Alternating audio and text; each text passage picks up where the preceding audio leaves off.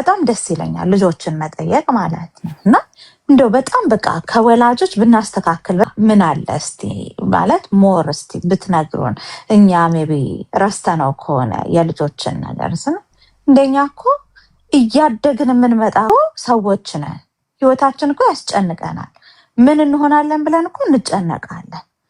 እናንተ እኮ ብቻ አይደላችሁም ስለኛ የምትጨነቁት፣ እኛም ስለ ራሳችን እኮ እናስባለን። ግን እናንተ ሞር ጭንቀት ባስጨነቃችሁን ቁጥር ስለ ትምህርቱ ፎከስ ማድረግ አንችልም፣ ስለ ራሳችን ነገር ፎከስ ማድረግ አንችልም። በቃ እርማት ብቻ ይሆንብንና መማር አንችልም አለኝ ዘንዬ። እኔ በመልሱ በጣም ነው የተገረምኩት። የሚገርምሽ ጽፌ ነው ያስቀመጥኩት። ለዚህ ነው ቃል በቃል መናገርሽ ማለት ነው። ጧት ራሱ አነበዋለሁ። የእውነቴን እኮ ነው እኮ ዝም ብለን ላይክ ልጆቹን አንተማ ምን አለብህ እያልናቸው በቃ ልባቸው ዝሏል። መጽሐፍ ቅዱስም እኮ ይላል እኮ አባቶች የልጆቻችሁን ልብ አታዝሉ ይላል ማለት ነው። እና አዝለናቸዋል። በምን ብትይ በቃ በማይሆን ምክር ውስጣችን ባለው ፍርሃት ካሳለፍነው ከድሮ ህይወት አምጥተን ይሄን ያደረግ ይሆን ሆይ ብለን በማሰብና ልጁን ጭምቅ አድርጎ በመያዝ ኢንተርኔቱ እንላለን። ማንለው ምንም ነገር የለንም። ግን ከዚህ የበለጠ እንደው እግዚአብሔርን አምነን እኛንም አሳልፎናል ብለን ያላረግነው መቼስ ጥፋት የለም ማለት ብዙ ነገር ከልሎ እዚህ አድርሶናል ብለን ልጆቻችንን ለእግዚአብሔርም ሰጠን። እኛም ደግሞ የተሰጠንን ኃላፊነት ብንወጣ ልጆቹን ደግሞ ኃላፊዎች እንደሆኑ ለህይወታቸው አውቀው ቢያድጉ። ምክንያቱም እነዚህ ልጆች እኮ ለህይወታቸው ተጠያቂዎች ናቸው፣ ወጣም ወረደም ማለት ነው። ስለሆነ ያ ማይንዳቸው እንዲሰፋ አድርገን ብናሳድጋቸው፣ ሁሉ ጊዜ ትንጥዬ ቦክስ ውስጥ ከተን አስቀምጠናቸው ባይሆን እንጂ ፍቅር ነው። ለነሱ ደግሞ እያደጉ ያሉ ስለሆነ ሞር የሆነ ኦፕን ስፔስ እንድሰጫቸው ይፈልጋሉ። ማደጋቸውን ምንድነው እንድታበረታችላቸው፣ ቫሊዴት እንድታረግ፣ አክኖሌጅ እንድታረግ ይፈልጋሉ። እያደግክ ነው፣ ትልቅ ሰው እየሆንክ ነው። ከኛ በላይ ማንም ሰው ሊነግራቸው ስለማይችል ትችላለህ የሚለው እንዴ ትችላለህ ስንትን ሰው አበቃ አይደለ እንዴ ስንትን ሰው አሳደገ። ግን እኛ እንደ ወላጅ ትችላለህ ሳይሆን አትችልም፣ ጉድለት አለህን ብዙ እናሳያቸዋለን።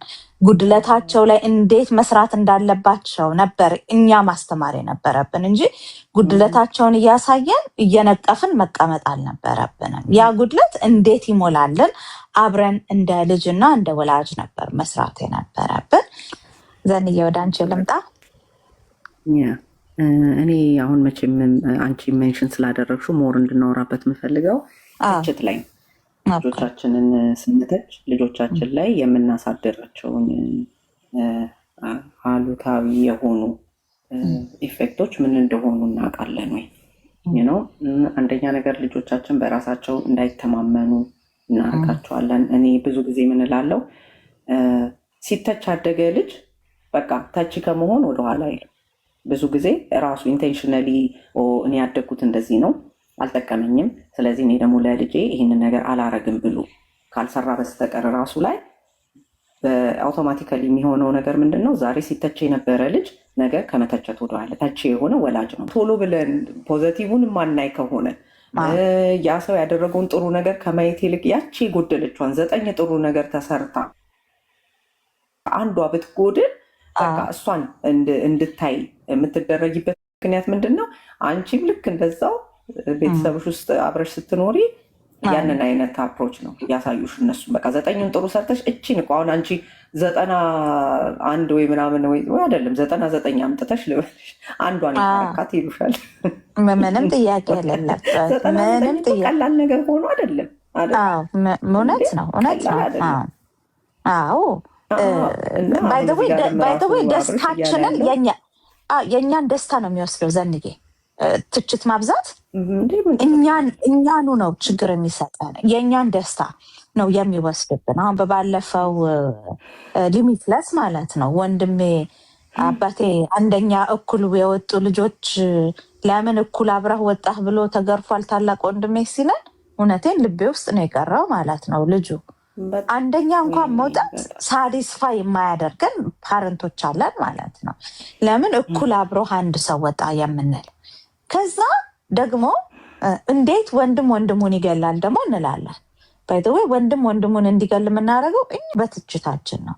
እስቲዮ ታላቅ ወንድምህን፣ እስቲዮ ታናሽ ወንድምህን እያባባልን ከቤት ውስጥ ነው ባላንጣነትን የምናስተምራቸው ማለት ነው። ልጆቻችን እንዴት ነበር ማድረግ የነበረብን?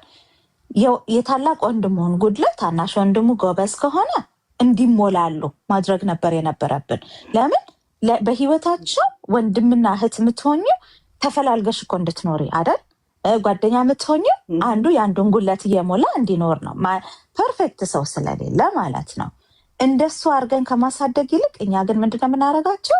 እዛው ጋራ የሚጣሉ የሚገዳደሉ ልጆች አድርገን ነው የምናያቸው። እስቲ ትንሽ እህትህን እኛ ያበረታታን መስሎን ነው፣ ግን እያበረታታን ሳይሆን እየሰበርን ነው።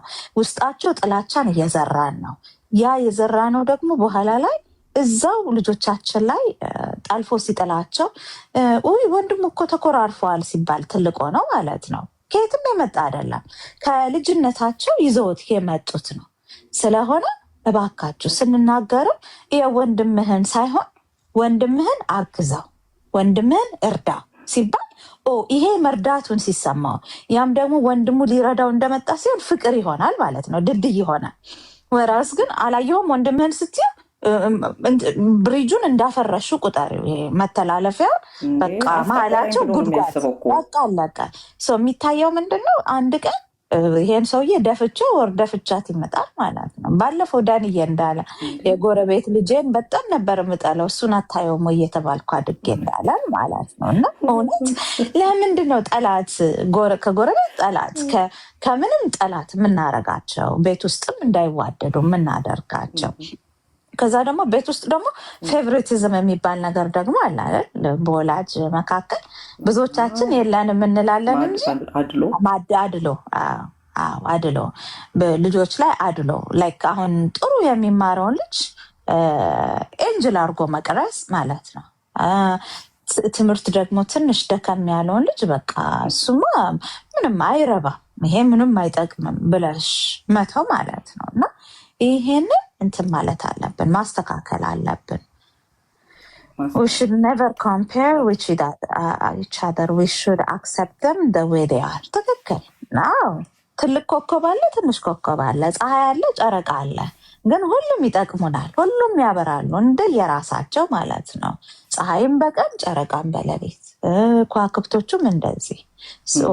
እባካችሁ ልጆቻችንን መሞላላት አለባቸው። ይቻለም ሁላችንም የሚጎለን ነገር አለ እና የምንሞላላባት ነው።